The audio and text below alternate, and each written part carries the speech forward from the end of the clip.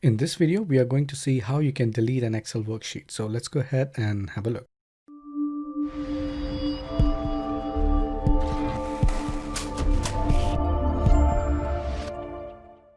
Okay, so here we are in our monthly budget example that we have been using throughout this video. And over here, you will notice that I have created one more sheet apart from monthly budget, and it's just a copy of monthly budget.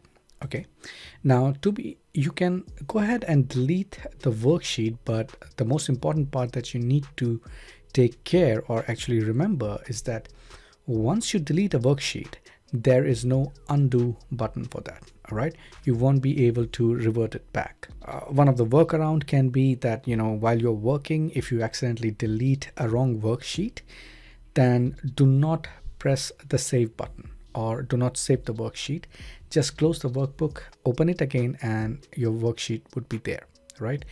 But if you're working like for long hours and you haven't even saved the sheets and you just accidentally delete a worksheet or so, well, there is a highly big chance that you will not be able to retrieve your worksheet.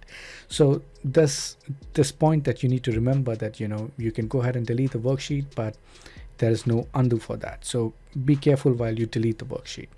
So how you can delete the worksheet? So for example, over here, well, I will try to delete the copy of monthly budget sheet, the second sheet, which is just a copy.